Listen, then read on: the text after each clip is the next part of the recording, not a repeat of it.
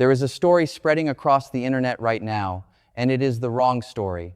It involves secret alarms, hidden control rooms, and the breathless claim that physicists buried deep beneath the Franco-Swiss border have accidentally punched a hole through the fabric of space-time. Forums are filled with it. Comment sections are drowning in it. And I want to address it directly because the real story, the one that is actually unfolding in the data, in the collision statistics, in the quiet and increasingly urgent conversations between theoretical physicists across the world, is so much more profound, so much more unsettling, and so much more beautiful than any science fiction scenario the internet has conjured. Nobody at CERN has created a black hole. Nobody has opened a portal to a parallel dimension in the cinematic sense. The Large Hadron Collider is not a doomsday machine. But here is what is genuinely, deeply, mathematically alarming. The equations are starting to fail, not catastrophically, not in a way that makes headlines the way an explosion would, but in a way that every serious physicist recognizes as the most dangerous kind of failure there is, a quiet, systematic, statistically significant divergence between what our finest theoretical framework predicts and what the detectors are actually measuring. That is the panic. It is not the panic of an accident. It is the panic of comprehension, the dawning realization that the foundational architecture of particle physics, the model that has guided our understanding of matter and energy for half a century, is cracking at its mathematical foundations. To understand why this is so significant, I want you to imagine something. Picture all of human civilization living its entire existence on the surface of an enormous drum. Not inside the drum, not beneath it, but precisely on that thin, taut membrane stretched across its top. Generations are born on this surface, cities are built on it. Every telescope ever constructed points outward across it. Every particle accelerator ever designed fires beams along it. And over centuries, humanity constructs an extraordinarily beautiful, comprehensive theory of everything that exists on this surface. The mathematics is airtight. The predictions are astonishing in their accuracy. Physicists stand at the edge of this drum skin and declare, with complete mathematical justification, that this surface is the totality of physical reality. Now imagine that a civilization, through extraordinary engineering, constructs an unimaginably powerful hammer. And they bring that hammer down onto the surface of the drum with a force equivalent to recreating the energy conditions that existed a fraction of a second after the universe began. And the drum does not simply vibrate the way their equations predicted. Instead, they hear something impossible. They hear resonances echoing from beneath, from a direction their physics has no coordinate for. From a spatial architecture their equations contain no variable to describe. The drum skin, they begin to realize, is not reality. It is a membrane, impossibly thin and impossibly fragile, stretched across the outer face of an architecture so vast and so complex that the surface dwellers have never possessed the sensory apparatus to perceive it. That is not a metaphor I am using loosely. That is, in a genuinely precise technical sense, what the data anomalies emerging from high-energy proton collisions at CERN are beginning to suggest. And the theoretical implications reach into three distinct areas of physics, each one more disorienting than the last. The first is what I would call the arrogance of visible matter. For most of human history, and indeed for most of the history of modern physics, we have operated under a deeply intuitive but profoundly incorrect assumption. We have assumed that the stuff we can see, the protons and electrons and photons that compose every atom of every star and every human body and every instrument we have ever built, constitutes the physical substance of the universe. We assume this because it was the only thing our instruments could detect. And our instruments were, for a very long time, extraordinarily good at confirming our assumptions. But the numbers do not lie. And the numbers are brutal in their honesty. The matter that emits or interacts with light, what astronomers call baryonic matter, constitutes approximately 5% of the total energy content of the observable universe. 5%. Everything you have ever seen, every galaxy imaged by every telescope ever launched, every particle ever fired through every accelerator, every atom in every human body on this planet, accounts for 5% of what is physically out there. The remaining 95% is something else entirely, something our standard model, our most precise and comprehensive theory of particle physics, does not describe, does not predict, and in its current mathematical form, cannot accommodate. This would be uncomfortable enough as an astronomical observation, but now the discomfort is arriving at the subatomic level, which is a different order of crisis entirely. When protons are accelerated to energies approaching the theoretical predictions of the standard model and then collided inside detectors the size of cathedrals, the resulting debris field should be fully accounted for.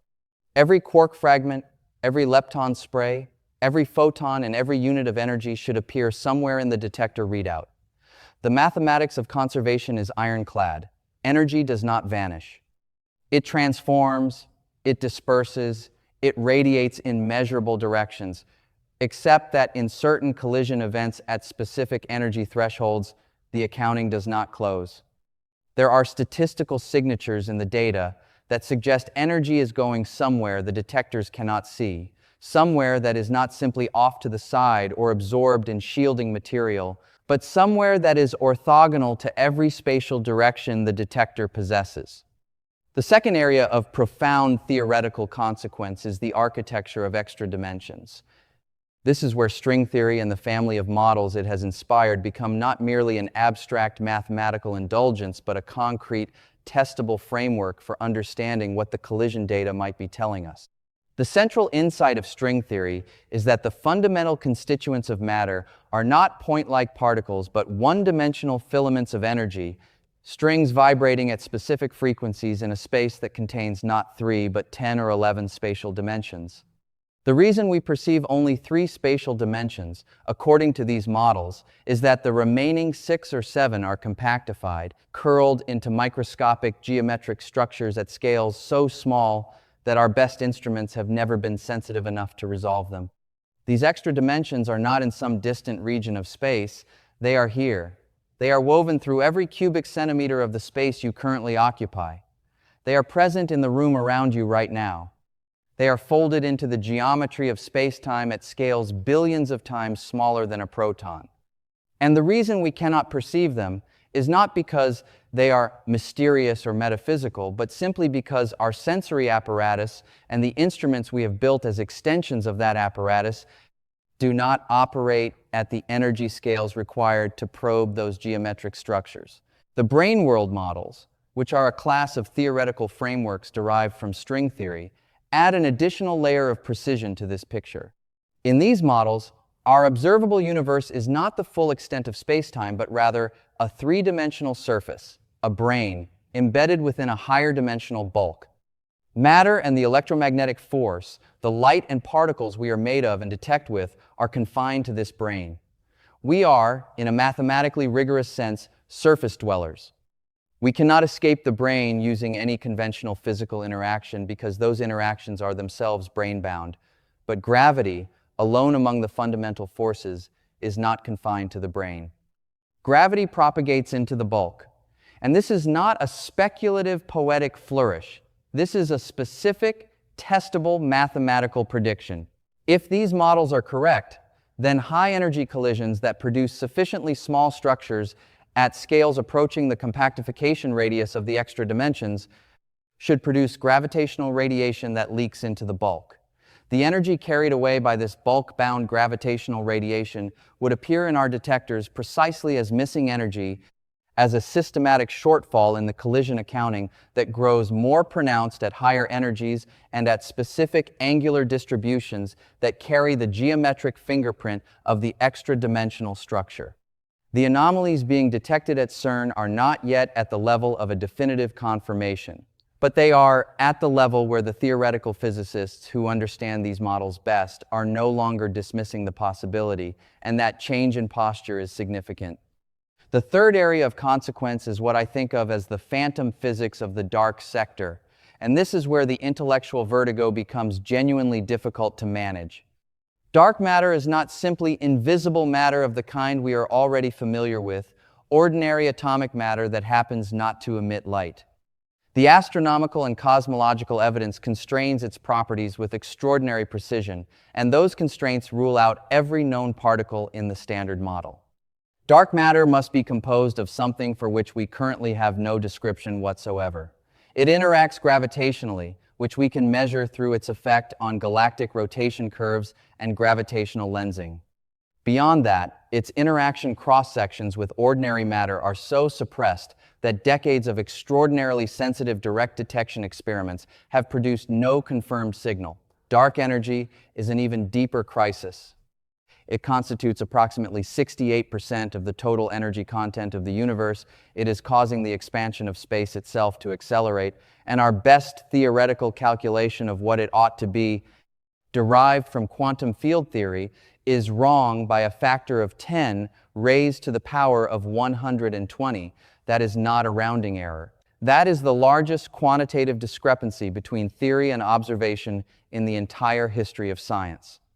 But the aspect of the dark sector that is generating the quietest and most sustained alarm is the emerging possibility that dark matter and dark energy are not passive features of the cosmic background, not simply a gravitational scaffolding and an energy reservoir, but active components of a parallel physical framework governed by dark forces, mediated by dark particles, operating according to interaction laws that are entirely separate from the four fundamental forces we have mapped. There could be a dark electromagnetism, there could be dark nuclear processes, there could be a physics of extraordinary complexity and richness unfolding in the dark sector, superimposed directly over every region of space we have ever observed, utterly invisible to us, not because it is in some remote location, but because we do not possess the physical receptors to interface with it. The detectors at CERN were not designed to see this dark sector directly, but they were designed with extraordinary sensitivity to the bookkeeping of energy and momentum. And it is precisely that bookkeeping in those specific high-energy collision regimes where the numbers are beginning to suggest that the boundary between the visible and the invisible is not as impermeable as our equations have assumed. And this is the genuine story, not a disaster, not a doomsday, but something far more confronting than either of those things. The confrontation with the boundaries of human perception, formalized in the language of mathematics, made concrete in the statistics of subatomic debris fields, is not the end of physics. It is something rarer and more precious than that. It is physics arriving at its own edge and discovering, with instruments precise enough to register the fact that the edge is not a wall but a threshold. Human biology evolved to navigate a thin sliver of physical reality. Our eyes detect a narrow band of the electromagnetic spectrum. Our fingertips resolve features down to roughly 1/10 of a millimeter. Our nervous systems process information at frequencies relevant to the timescales of biological survival. None of these capacities were shaped by evolutionary pressure to perceive compactified extra dimensions or dark sector force mediators. We are, in the most literal physical sense, being